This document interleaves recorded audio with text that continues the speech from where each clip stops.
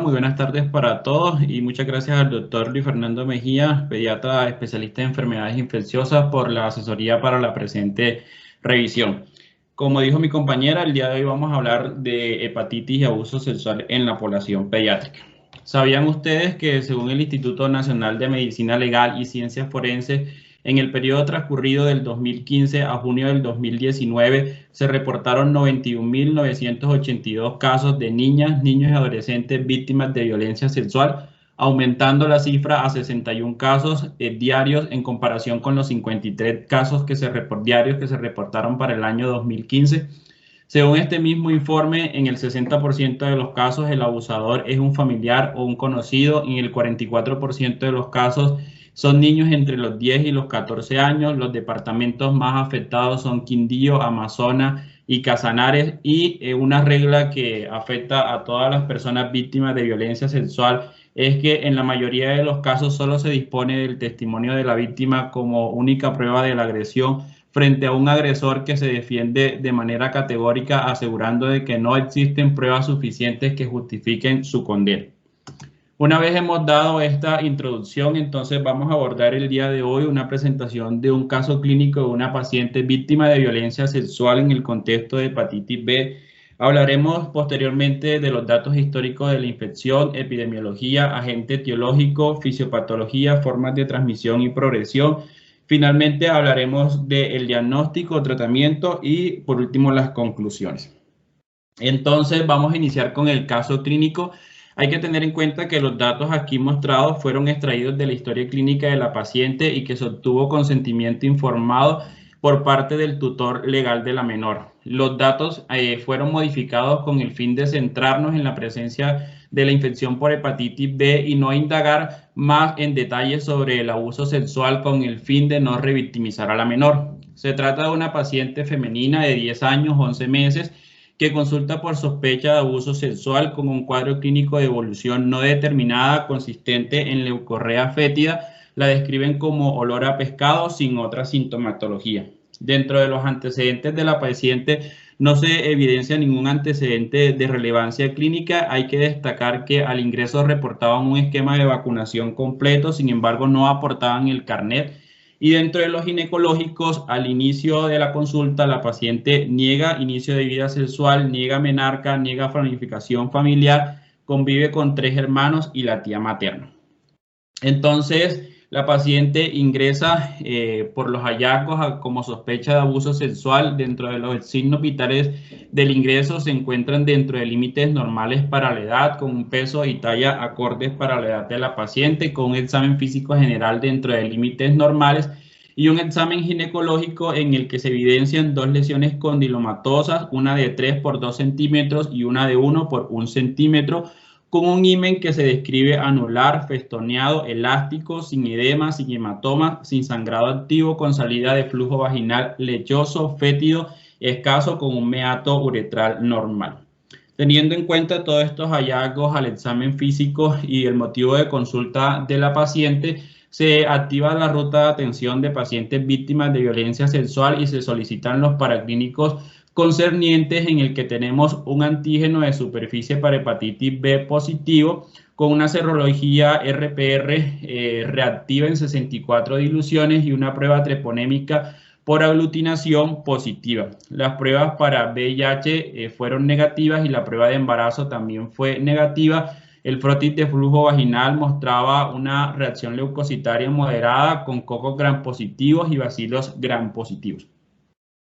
La paciente se completa pues el abordaje de lo encontrado al examen físico y de los datos de los paraclínicos iniciales. Se toma una función renal que se encuentra dentro de límites normales, un hemograma normal, una radiografía que evidencia infiltrados intersticiales escasos, pero paciente sin sintomatología respiratoria y sin hallazgos a la ocultación cardiopulmonar. Vemos como hay una elevación importante de las aminotransferasas, con una elevación de la LDH en 278 y una GGT en 91.3, una alfa-fetoproteína que se encuentra normal y una ecografía hepatobiliar que evidencia un hígado aumentado de tamaño, con forma, contorno y ecogenicidad normal.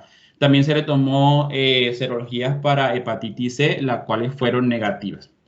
Entonces, en cuanto al abordaje de hepatitis B, comenzamos con un antígeno de superficie de hepatitis B que es positivo. Esta prueba, como veremos más adelante, es una prueba de tamizaje y que se debe corroborar con otros paraclínicos. Tenemos un anticuerpo IgM anticore reactivo y esto nos habla, como veremos también en el abordaje diagnóstico de la infección por hepatitis B, sobre una infección activa, una infección aguda. Y tenemos anticuerpos contra el antígeno de superficie de hepatitis B no reactivo, el cual nos habla del estado de vacunación de la paciente. También tenemos un antígeno E para hepatitis B reactivo y anticuerpos contra el antígeno E reactivos, los cuales nos hablan de una infección crónica. Y anticuerpos totales anticores que son reactivos. Entonces, con todas estas características de laboratorios, hablamos de que la paciente tiene una hepatitis B crónica reagudizada y esto lo veremos más adelante en el abordaje diagnóstico explicando cada una de estas pruebas. Estos son los diagnósticos de la paciente en el que tenemos pues el abuso sexual como diagnóstico principal, una vaginosis bacteriana, la sífilis secundaria para lo cual recibe manejo con penicilina benzatínica, dosis intramuscular semanal por 3 semanas y la hepatitis B crónica reagudizada. En el momento se encuentra pendiente la colangiorresonancia, la carga viral para definir manejo y la toma de acuerdo a la carga viral y la colangiorresonancia de una posible biopsia hepática por parte del servicio de gastroenterología para completar el abordaje de la hepatitis B. Entonces, estamos ante una paciente con hepatitis B crónica reagudizada y este va a ser el tema principal para el día de hoy. Antes de continuar, quise traer esta imagen sacada del Twitter de la Alcaldía de Medellín que nos habla de una madre que nos dice: ¿quién lo iba a pensar? Mi niña dejó de comer y casi no jugaba. Tampoco quería jugar con las amiguitas. Casi me muero cuando supe que el papá abusaba de ella. El abuso sexual infantil nos habla de muchas formas y es papel de nosotros como médicos, como pediatras, como ciudadanos, identificar esto principalmente en la población niños y adolescentes. Entonces, con fines de tiempo, vamos a dejar las preguntas para el final de la presentación. El día de hoy vamos a hablar sobre hepatitis B. Esta es una infección que causa importante enfermedad hepática, tanto aguda como crónica, y se asocia a una alta tasa de morbimortalidad en todo el mundo, principalmente por su asociación con hepatitis crónica, cirrosis hepática y desarrollo de carcinoma hepatocelular. Según la Organización Mundial de la Salud, para el año 2015, 257 millones de personas tenían hepatitis B crónica, a los cuales fallecieron 887.000. Y según este mismo informe, para este mismo año, casi 2 millones de niños fueron diagnosticados de nuevo con infección por hepatitis B. En cuanto a la historia, hay que tener en cuenta de que la hepatitis es una enfermedad que ha afectado al hombre desde los inicios de la historia. El término hepatitis proviene del griego hepar, que significa hígado, y del prefijo itis, que significa inflamación. El primer registro que se tiene de hepatitis B fue el registrado en 1885 por el doctor Lurma, quien estudió obreros en Alemania que fueron vacunados con suero de otras personas con el fin de prevenir la viruela. Poco tiempo después, este doctor evidenció que estos pacientes que fueron vacunados desarrollaron una forma de ictericia y hepatitis. En los años siguientes, en los siguientes 50 años, hicieron investigaciones de todas las hepatitis transmitidas por transfusiones de sangre y después de las vacunaciones de sarampión, paperas y fiebre amarilla, ya que estas vacunas contenían suero o plasma agregado como un estabilizador infectado por el virus. Posteriormente, se identificaron que las transfusiones sanguíneas y el uso repetitivo de agujas no esterilizadas como una causa de la epidemia de hepatitis. El virus fue finalmente identificado en 1963 por el doctor Bloomberg, quien identifica el antígeno australiano que posteriormente va a recibir el nombre de antígeno de superficie de hepatitis B, lo cual le hizo merecedor del Premio Nobel de Medicina en 1976. En cuanto a la vacuna, esta se desarrolló en 1980 a partir de plasma de portadores crónicos y fue calificada por la Organización Mundial de la Salud como la primera vacuna que prevenía el cáncer. 4 años después se obtuvo la vacuna de ADN recombinante y en 1992 la OMS recomendó la vacunación masiva contra hepatitis B. Media década después, 9 de cada 10 países la habían incluido dentro de sus calendarios. Según el Centro de Control y Prevención de Enfermedades, para el año 2019, 296 millones de personas están con hepatitis B crónica a nivel mundial. Vemos como en países o en regiones como África hay una alta tasa de prevalencia de infección por hepatitis B, afectando a 82 millones de personas en la forma crónica. Para la región de las Américas vamos a tener una tasa de prevalencia en comparación con las otras regiones que es baja, afectando solamente a 6 millones de personas. En el 2015, la OMS estimó que la prevalencia global de antígeno de superficie de hepatitis B en niños menores de 5 años era aproximadamente del 1.3%. Y según el Observatorio Polaris, este Observatorio Polaris es una iniciativa de la Fundación Centro de Análisis de Enfermedades que promociona datos epidemiológicos para la toma de decisiones y eliminar la hepatitis B y la hepatitis C para el año 2030. Según este observatorio, para el 2016 se reportaron 1.8 millones de nuevos niños infectados con hepatitis B. Como vimos en la imagen anterior, las prevalencias más altas las encontramos en África y un dato adicional es que el 56% de las infecciones se encuentran en los países de República Democrática del Congo, Nigeria, India e Indonesia. Y la prevalencia más baja, también como vimos en la imagen anterior, se registra en las Américas, donde la población menor de 5 años tiene una prevalencia de hepatitis B inferior al 0.1%. Los datos concernientes a la prevalencia de hepatitis B en adolescentes son escasos y se desconoce la mortalidad en este grupo etario. Una de las estrategias que implementó la Organización Mundial de la Salud viendo estas altas tasas de prevalencia de hepatitis B fue en el 2016 mediante la estrategia del sector de la salud contra las hepatitis víricas, en el cual se planteó como objetivo principal eliminar la amenaza importante de salud pública que suponen todas las hepatitis virales. En cuanto a las estrategias específicas para hepatitis B, se plantearon 5 objetivos, en el cual el primero va a ser la reducción de la incidencia de hepatitis B de un 90%, comparado con la reducción que se tuvo en el 2015, que fue cercana al 82%. Alcanzar una cobertura de vacunación de por lo menos un 90% en comparación con la cobertura total de vacunación para el año 2015, que fue cercano a un 38%. Y que todas las muestras de sangre se sometan a análisis de hepatitis B, ya que para el 2015 solo el 89% de las muestras se sometían a este tamizaje. Los puntos más críticos de esta estrategia lo encontramos en la oportunidad de diagnóstico, en el cual a nivel mundial solo el 5% de las personas que tienen hepatitis crónica sabe que están infectadas, y la meta para el 2030 es que este 5% aumente a un 90%. Y otro punto crítico es en cuanto al tratamiento, ya que en el 2015 menos del 1% de las personas que tenían infección crónica por virus de hepatitis recibía tratamiento, y la estrategia es para el 2030 aumentar este porcentaje a un 80%.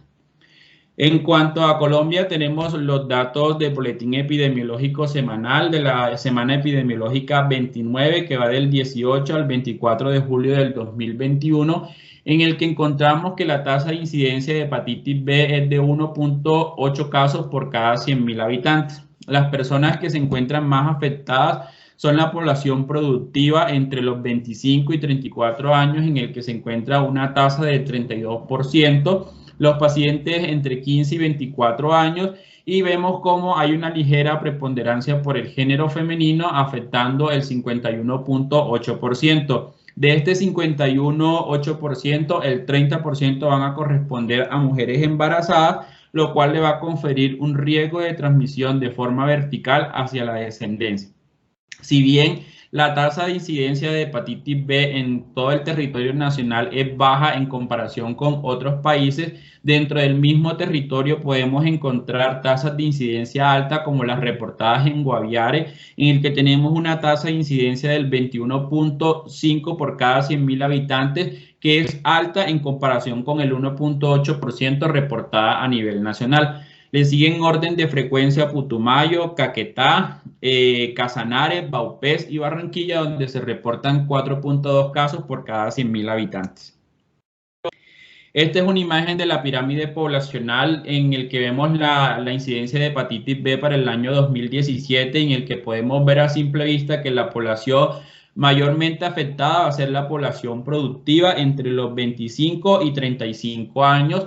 La pirámide de infección va a bajarse en la población adulta mayor y vemos cómo en la población pediátrica las tasas de incidencia de hepatitis B van a ser bajas. Sin embargo, los pacientes que adquieren la infección de forma temprana o de forma perinatal son los que van a tener mayor riesgo de desarrollo de carcinoma hepatocelular. En Colombia, la prevalencia de hepatitis B en niños y niñas de 5 a 10 años es menor del 1%. Como vemos, esta imagen tomada del Centro de Control y Prevención de Enfermedades, la Organización Panamericana de la Salud y el Instituto Nacional de Salud y Profamilia, por lo que se considera que Colombia es una región de baja endemicidad para hepatitis B, en el cual la transmisión horizontal y perinatal es ocasional y la transmisión sexual y por drogas inyectables son frecuentes. Sin embargo, como vimos en las diapositivas anteriores, hay regiones dentro del mismo país que tienen altas tasas de incidencia de hepatitis B, donde los mecanismos de transmisión pueden variar, como veremos más adelante. El virus de hepatitis B es un virus de ADN que se encuentra envuelto y que pertenece a la familia de los hepatnavirus, y que esto lo diferencia de los otros virus hepatotróficos. Los otros, en comparación con el virus de hepatitis A, hepatitis C y el hepatitis D. Se conocen 8 genotipos del virus que se van a denominar de la A a la H. Estos genotipos tienen distribución geográfica diferente e incluso pueden tener diferente presentación clínica. El único reservorio de hepatitis B es el ser humano y el órgano que compromete principalmente va a ser el hígado. Posee una nucleocápside en forma icosaédrica, como vemos en la imagen, que es conocida como el core, el cual va a contener el ADN viral y en el que vamos a encontrar las enzimas transcriptasa reversa y el ADN polimerasa. Este complejo está rodeado por el antígeno core y por el antígeno E de hepatitis B. En la parte exterior del virus vamos a encontrar el antígeno de superficie, que pues recibe su nombre porque se encuentra en la superficie del virus, y este antígeno de superficie va a estar formado por 3 proteínas, que es la proteína L, S y M. El virus tiene buena resistencia a los solventes orgánicos, al igual que altas temperaturas y de pH. En esta imagen vemos la estructura del genoma del virus, en el que vemos que se encuentra como una doble cadena en círculo, en el que encontramos 3.200 pares de base. En él vamos a encontrar 4 genes principales, en el que encontramos el gen S, que es el que va a transcribir el antígeno de superficie de hepatitis B, el gen P, que determina la síntesis de las enzimas polimerasas, el gen C, que codifica la proteína del antígeno core y la proteína E del antígeno E de hepatitis B, y el gen X, que produce una proteína necesaria para la infección, replicación in vivo y para promover la persistencia, que puede conducir eventualmente al desarrollo de carcinoma hepatocelular. Aquí vemos el proceso por el cual el virus infecta el hepatocito. Entonces el proceso va a comenzar con el virus se va a adherir a la superficie de la célula mediante un receptor que no está claramente identificado. Una vez se adhiere a la superficie de la célula, el virus se fusiona a la membrana celular y libera el core en el citoplasma de la célula. Posteriormente, las proteínas del core se separan y la cadena de ADN y el genoma viral entra hacia el núcleo de la célula. Una vez en el núcleo de la célula, la enzima polimerasa viral completa los fragmentos que le hacen falta hasta generarse la doble cadena de ADN circular. Posteriormente comienza la transcripción del ADN viral mediante la enzima ARN polimerasa de la célula para formar el ARN, que servirá como plantilla para formar el ADN genómico viral y el ARN mensajero que dará origen a las proteínas virales. Estos ARN salen del núcleo, como vemos en la imagen, para ser traducidos en forma de proteínas estructurales, y posteriormente, cuando se forman esas proteínas estructurales y se forma el core, dentro del core el ADN, el ARN viral, esta transquita hacia ADN por la misma enzima polimerasa viral que completando el ciclo que inicialmente se encontraba. Posteriormente se van a construir las proteínas del antígeno de superficie ensamblándose, y una vez está ensamblado el virus completo, este va a salir por medio de exocitosis para infectar otra célula. En esta imagen vemos cómo la infección crónica por virus de hepatitis B produce un microambiente inmunosupresor y promueve la transformación maligna en las células hepáticas. Entonces vemos que el virus de hepatitis B puede promover la carcinogénesis por mecanismos directos o por mecanismos indirectos. Por un lado, aumenta la inestabilidad del genoma de la célula huésped, causando remodelación epigenética, remodelación cromosómica y expresión de oncogenes y genes supresores de tumores. Y por otro lado, promueve la transformación de células malignas al interactuar con vías de señalización del cáncer, del metabolismo celular y otros mecanismos. Como vemos, la infección por virus de hepatitis B inhibe la producción de células natural killer, de células dendríticas y de linfocitos TCD8 y TCD4, lo cual va a llevar a la disminución de factor de necrosis tumoral alfa e interferón gamma, produciendo un estado de inmunosupresión. De igual forma, activa los macrófagos asociados de tumores, que están asociados a elevación del factor de proliferación beta, que va a llevar a al desarrollo de carcinoma hepatocelular. Este proceso se puede dar en un periodo de tiempo y dependiendo de algunas fases que, como veremos más adelante, se van a dar en el paciente que tiene infección crónica por el virus. Estas son las formas de transmisión. Hay que tener en cuenta que las formas de transmisión van a depender de los países que tienen alta, baja o mediana endemicidad. Esta endemicidad va a estar dada por el antígeno de superficie que se le toma a las muestras de sangre que se utilizan para la donación de sangre. Hablamos de que hay una baja endemicidad en aquellos países que tienen un antígeno de superficie positivo, inferior en el 2% de la población general, y alta endemicidad donde este antígeno de superficie es superior al 8%. Esto se correlaciona también con las tasas de infección. En los países de baja endemicidad, la infección va a ser menor del 15%, y en los de alta endemicidad, la infección va a ser superior al 45%. Y también se correlaciona con las formas de transmisión, ya que en los países de baja endemicidad, la transmisión perinatal y la transmisión horizontal es de forma ocasional, y la transmisión por vía sexual y drogas intravenosas es de forma frecuente. En comparación con los países de alta endemicidad, donde la transmisión perinatal es común, con altas tasas de infecciones en pacientes menores de 1 año, lo cual lleva a desarrollo de carcinoma hepatocelular en la población adulta, y la transmisión horizontal es común, con altas tasas en pacientes entre los 5 y los 10 años que asisten a los colegios. Esto se va a transmitir por contacto de mucosas. Y en estos países de alta endemicidad, la transmisión sexual es esporádica y es ocasional. Colombia está situado en los países de baja endemicidad. Sin embargo, como vimos en la parte de la epidemiología, hay regiones de Colombia donde hay una alta incidencia de hepatitis B que se van a comportar como países de alta endemicidad. Y como estos estudios son sacados de las muestras de sangre que se le practica antígeno de superficie, en muchas regiones de Colombia no se disponen de banco de sangre, por lo que también podríamos tener un sesgo.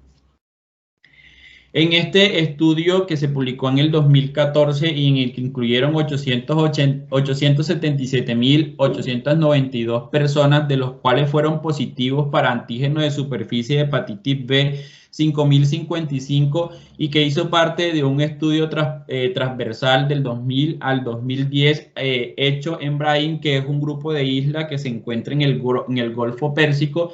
Se demostró que los procedimientos dentales y las operaciones quirúrgicas fueron las principales formas de transmisión para hepatitis B, reportando una tasa del 36 y 37%. Las transfusiones se encontraron o se asociaron a la infección en un 24% y en este estudio el contacto sexual y el uso de drogas intravenosas fue inferior. En comparación de los grupos etarios, los pacientes, como en la mayoría de los datos mundiales, la población infantil es la menos afectada y la más afectada pues van a ser los pacientes en la población productiva. Las formas de transmisión vertical, entonces podemos tener transmisión intrauterina, es decir, que el virus atraviesa la placenta y va a producir infección a nivel intraútero. La transmisión perinatal o periparto por contacto de las secreciones, sin embargo, los pacientes que nacen por cesárea no se ha asociado como un factor protector para la infección, por lo que la infección por virus de hepatitis B no es una indicación absoluta para parto por cesárea. Y en cuanto a la lactancia materna, los estudios han demostrado de que no existe riesgo de transmisión del virus por el contacto con la leche. Sin embargo, en algunos estudios se ha visto que hay partículas del virus en la leche materna, principalmente en aquellas madres que tienen lesiones o escoriaciones a nivel del pezón sangrantes que van a aumentar esa carga viral dentro de la leche. Sin embargo, no se recomienda la suspensión de la lactancia materna en los hijos de madre con hepatitis B, ya que no hay una justificación entre el beneficio y el riesgo de la infección. Como vemos en la imagen de la derecha, si el paciente adquiere la infección en el periodo perinatal, hasta el 80 al 90% de los pacientes van a desarrollar hepatitis crónica y carcinoma hepatocelular sin tratamiento. De ahí la importancia de que se haga un adecuado tamizaje a todas las mujeres embarazadas. Si se adquiere la infección menos de los 6 años, el 30 a 50% va a desarrollar hepatitis crónica y carcinoma hepatocelular. Y si se adquiere en la vida adulta, solamente menos del 5% van a desarrollar hepatitis crónica y carcinoma hepatocelular. Dentro de los factores de riesgo mencionados por la CDC, tenemos de que los principales van a ser los hijos de esas madres que están infectadas por virus de hepatitis B, en el cual vamos a tener un antígeno de superficie positivo, pero hay mayor tasa de transmisión a la descendencia cuando tienen un antígeno E positivo.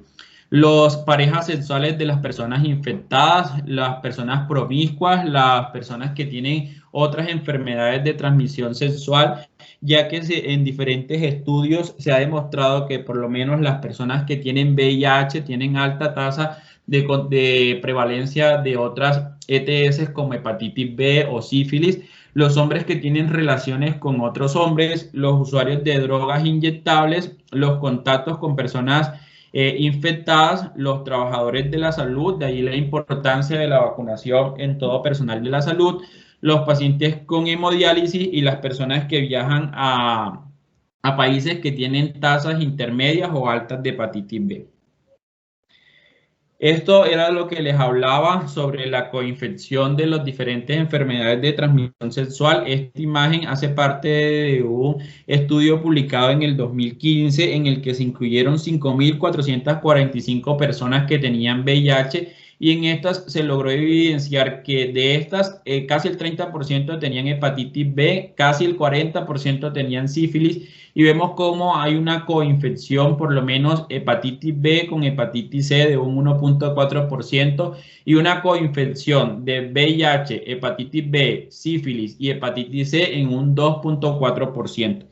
En todos los pacientes que tienen infección por hepatitis B se debe buscar de forma intencional la presencia de hepatitis D, ya que este es un virus que solamente es positivo cuando el paciente tiene hepatitis B y se asocia a mayor tasa de cronificación, desarrollo de carcinoma hepatocelular e incluso a desarrollo de hepatitis aguda fulminante. En cuanto a las manifestaciones clínicas de la enfermedad, entonces el paciente va a tener un periodo de incubación que puede oscilar entre unos 30 y 180 días momento en el cual se van a dar manifestaciones clínicas inespecíficas que se pueden presentar en otras patologías virales como astenia, febrícula, anorexia, vómitos, cefalea, mialgias, artralgia y en algunas ocasiones se puede presentar coriza. De estos pacientes, algunos pues van a resolver de manera espontánea y de forma general, sin tratamiento. El periodo en el que se va a resolver es entre unas 4 y 8 semanas. Un 5 a un 10% pueden desarrollar manifestaciones extrahepáticas con presencia de artralgias, erupción cutánea, alteraciones renales, vasculitis, y los pacientes pueden progresar, pero en un porcentaje muy bajo que es inferior al 1% hacia falla hepática aguda fulminante. Sin embargo, estos pacientes que desarrollan falla hepática aguda con encefalopatía, elevación de tiempos de coagulación, se asocian a una mortalidad que es del 80%. Como regla general, casi todos los pacientes que desarrollan infección aguda por hepatitis B van a tener una evolución favorable en el periodo agudo, ya que el 95% se resuelve de manera espontánea. Sin embargo, va a haber una alta tasa de cronificación con desarrollo de cirrosis hepática y carcinoma hepatocelular. Y esto es lo que vemos en la práctica clínica diaria, en el que en la población adulta pues vamos a encontrar esas altas tasas de carcinoma hepatocelular asociado a hepatitis que se adquirieron en la infancia.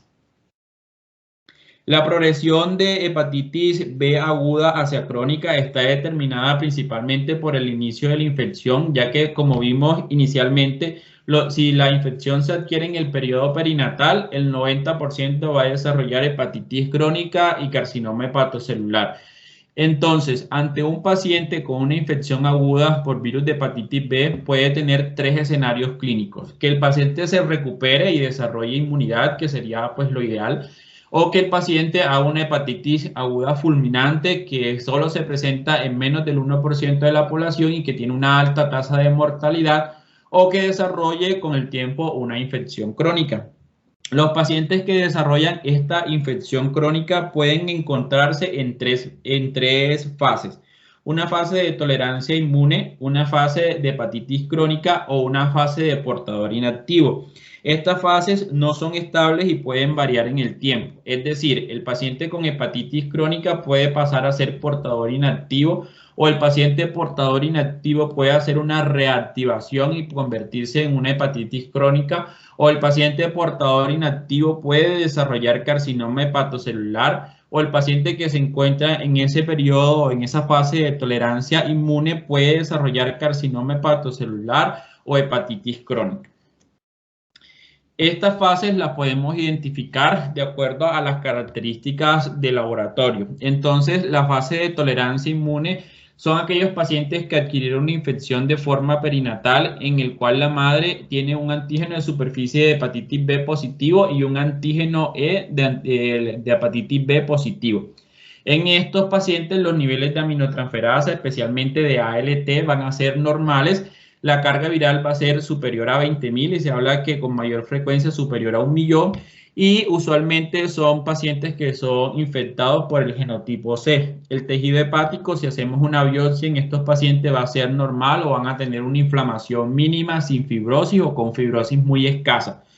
En los pacientes que tienen una hepatitis crónica, que es la que se encuentra inmunológicamente activa, va a estar determinado por la presencia de antígeno o por la presencia de anticuerpo contra el antígeno E de hepatitis B. En la presencia de antígenos son los pacientes que tienen una replicación activa. En estos vamos a encontrar niveles elevados de ALT y una replicación viral, por lo que vamos a tener una carga viral superior a 20.000. En contrario, los pacientes que tienen anticuerpo contra el antígeno E de hepatitis B van a tener una baja replicación, por eso la replicación va a ser superior a 2.000.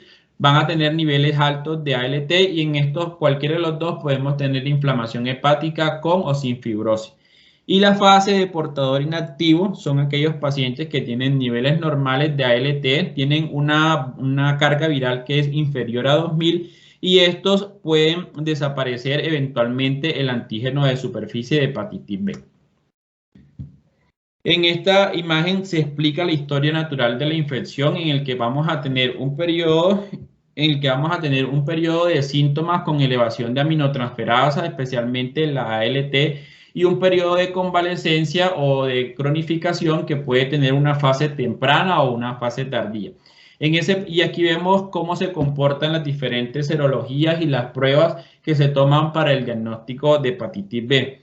Si entendemos esta gráfica, vamos a entender por qué en el paciente, para demostrar la infección aguda, tenemos que tener positivo el antígeno de superficie y los anticuerpos anticore.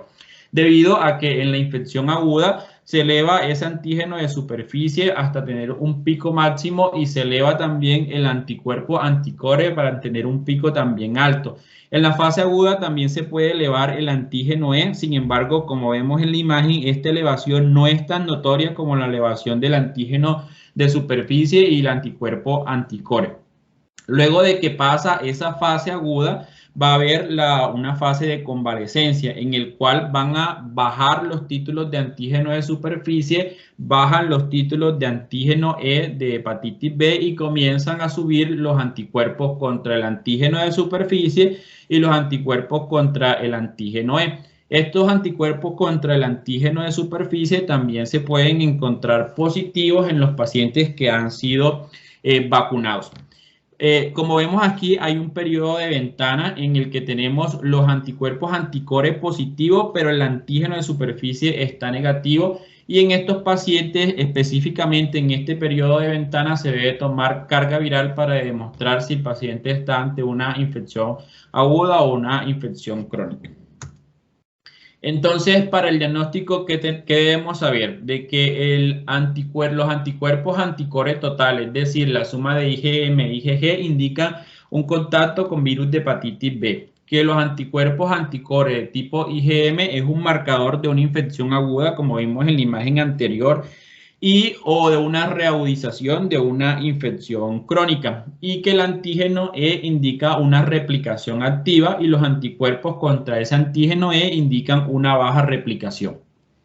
Entonces, de acuerdo a estas características, podemos tener diferentes escenarios. La prueba tamizaje para todos los pacientes con sospecha de hepatitis B o con factores de riesgo va a ser el antígeno de superficie. Si este antígeno de superficie es no reactivo, debemos corroborarlo con anticuerpos anticore de tipo IgM. Si estos no son reactivos, estamos ante una baja probabilidad de infección por virus de hepatitis B.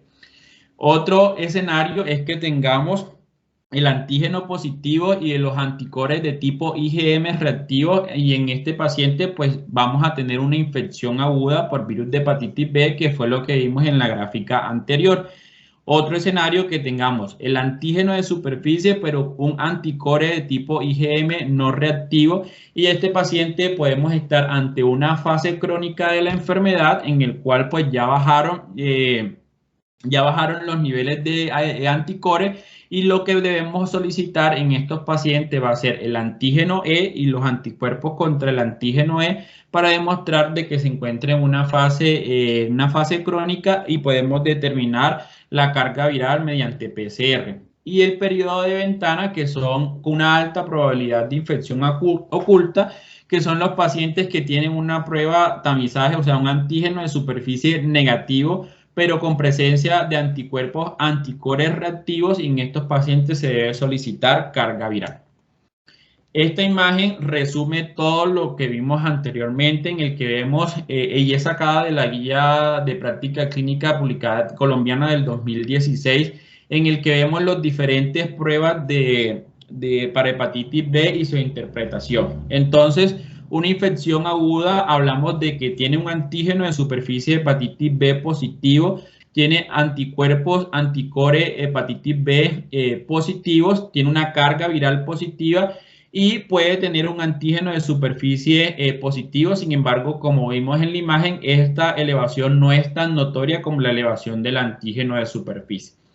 Hablamos de una infección resuelta cuando están presentes los anticuerpos contra el antígeno de superficie, los anticuerpos contra el antígeno E y los anticuerpos de tipo IgG contra el core. Y tenemos una carga viral negativa con antígeno de superficie y antígeno E negativo. Los pacientes vacunados van a tener solamente anticuerpos contra el antígeno positivo. Y en cuanto al paciente crónico, podemos estar ante una infección activa o ante una infección inactiva que va a estar dada principalmente por la presencia o ausencia del antígeno E. Ante un antígeno E positivo hablamos de una infección activa y ante la presencia de anticuerpos contra ese antígeno E hablamos de una infección inactiva.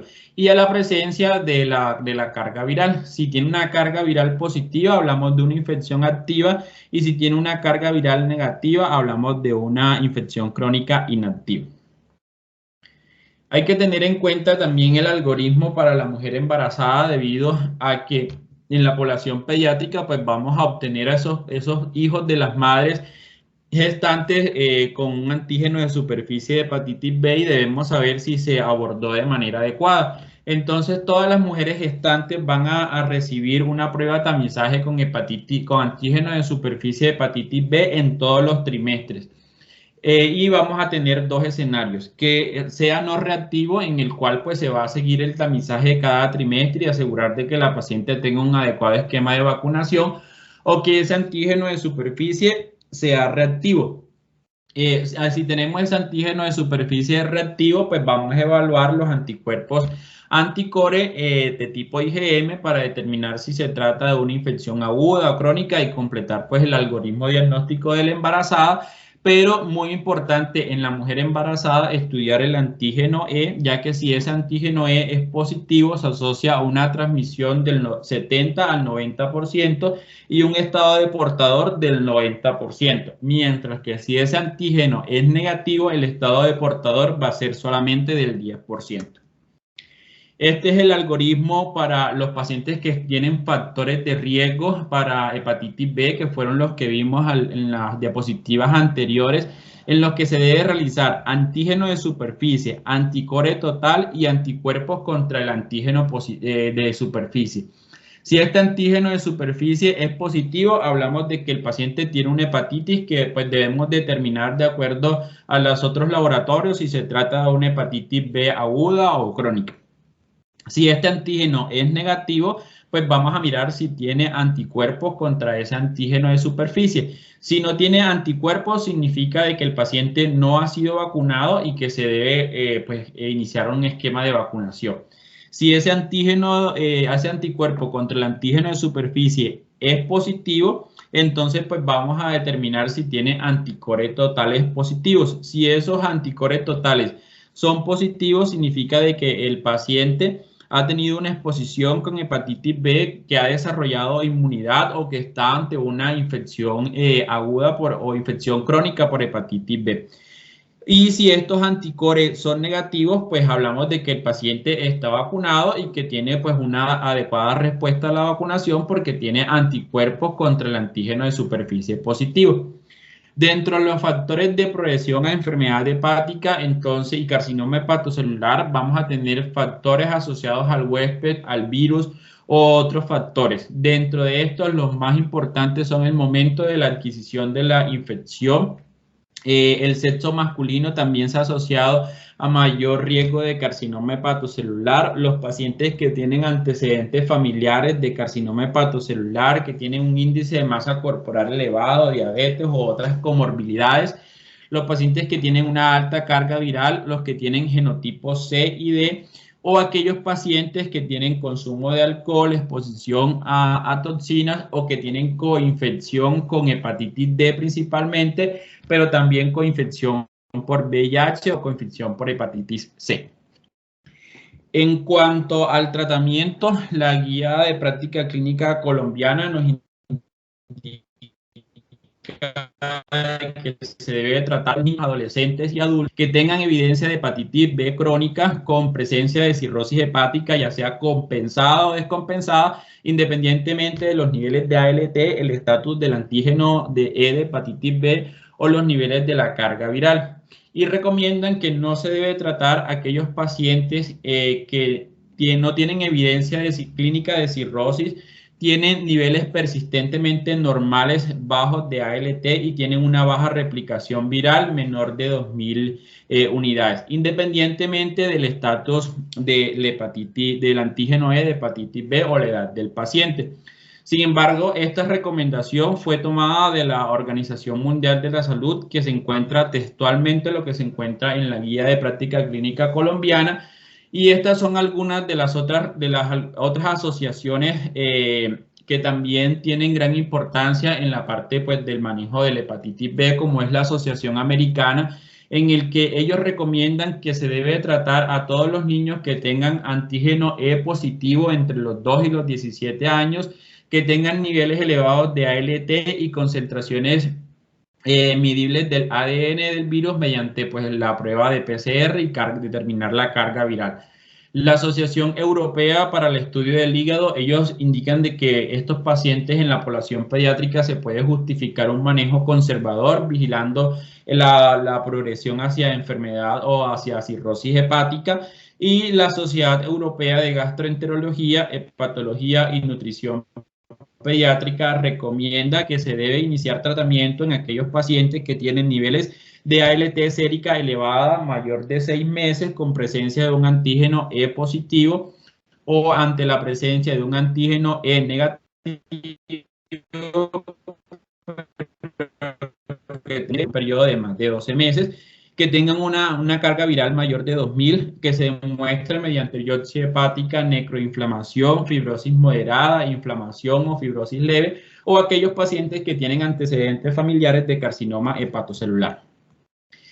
En cuanto a qué medicamento usar, la guía colombiana recomienda lo que son los análogos de los nucleócidos y los nucleótidos, los cuales tienen una amplia barrera de resistencia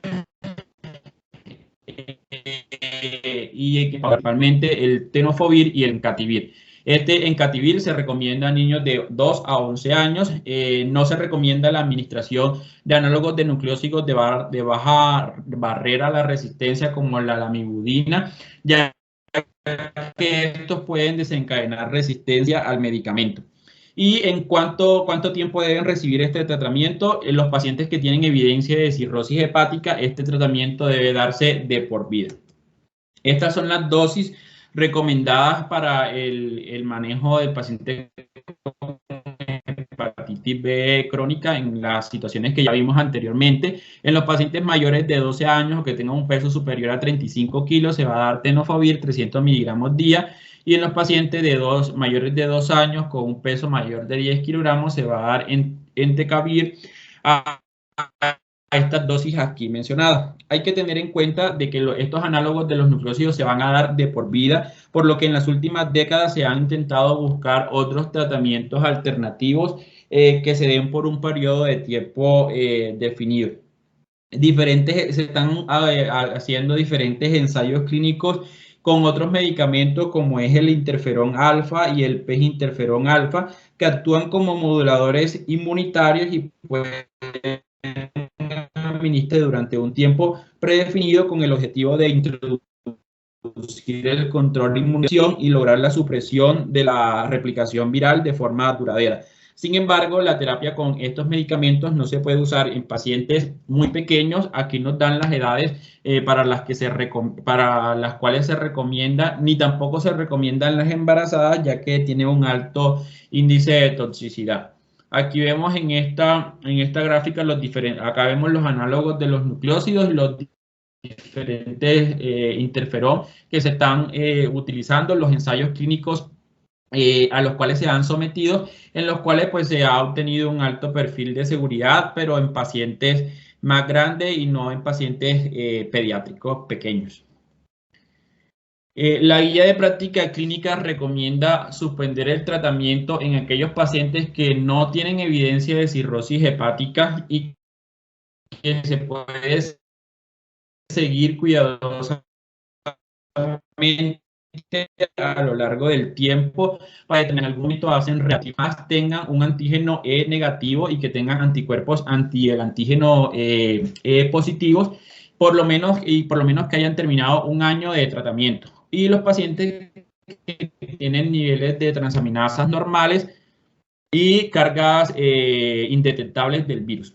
En la consulta de estos pacientes con hepatitis crónica se debe vigilar los niveles de plaquetas, los aminotransferasa, el antígeno de superficie, el antígeno E y la carga viral. Además, se debe asegurar de que el paciente tenga una adecuada adherencia al tratamiento farmacológico y no farmacológico y se debe además medir los niveles, la carga viral en el inicio de la enfermedad a los 3 meses y posteriormente por lo menos cada año. El tiempo de seguimiento debe hacerse por lo menos cada 3 meses en el primer año del tratamiento, en el cual pues va a ser de gran importancia el manejo del paciente y posterior a este año se debe reclasificar la característica si el paciente tiene niveles de transaminasas normales o niveles indetectables de carga viral con cero conversión del antígeno E, se puede valorar después de este primer año si se puede retirar el tratamiento. Una de las formas de prevención más eficaces para la hepatitis B va a ser la vacunación. Se recomienda que todos los niños deben recibir su primera dosis en el momento del nacimiento, idealmente dentro de las primeras 24 horas y las 3 dosis adicionales. Los pacientes que no recibieron o que no se encuentran vacunados, se debe dar un esquema de 3 dosis, de esquema de 0, 1 y 6 meses. Y los pacientes susceptibles, que son los pacientes de alto riesgo, los pacientes víctimas de violencia sexual, se puede dar un esquema de 0, 1 y 3, o un esquema de 0, 1, 2 y 12, o un esquema de 0, 7, 21 días y una dosis de refuerzo a los 12 meses. La eficacia de la vacuna va a ser de un 95% en los niños y adultos y ante un paciente víctima de violencia sexual, primero pues vamos a asegurar si la paciente se encuentra o no vacunada y esto lo vamos a determinar mediante la presencia de anticuerpos contra el antígeno de superficie de hepatitis B. Si esos anticuerpos contra el antígeno de superficie de hepatitis B se encuentran bajos, significa de que la paciente no se encuentra vacunada o no montó una respuesta a la vacuna, por lo que debe recibir la inmunoglobulina hiperinmune y la vacunación. Y pues tenemos que tener también de que la paciente no tenga hepatitis B mediante el antígeno de superficie. Estas son las coberturas de vacunación a nivel de Colombia y a nivel mundial. A nivel de Colombia cada vez nos acercamos más a la meta establecida para el año, entre el año 2015 y el 2018 se había alcanzado una cobertura específicamente para hepatitis B de un 87%. Los departamentos de Vaupés, Bichada han tenido coberturas más bajas que no han pues, permitido alcanzar esa meta. Sin embargo, estamos por encima de la meta de la Organización Mundial de las metas de muchos países, ya que según la OMS para el año 2019, solo el 85% de los países tenía una cobertura de vacuna de hepatitis B de 3 dosis cercana al 85% y de hepatitis B neonatal muy baja de un 43%. Recordar siempre que todas las víctimas de violencia sexual se debe hacer el uso del kit de exposición a víctimas de violencia sexual en el que no solamente tenemos hepatitis B, sino que tenemos otras enfermedades de transmisión sexual como es VIH, sífilis y nunca olvidar la anticoncepción de emergencia.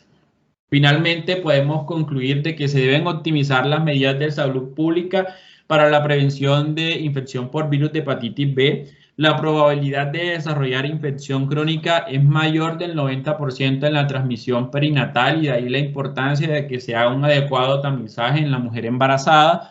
Los factores de riesgo de progresión son más importantes, son el momento de la infección, el sexo masculino, la carga viral y las comorbilidades del paciente.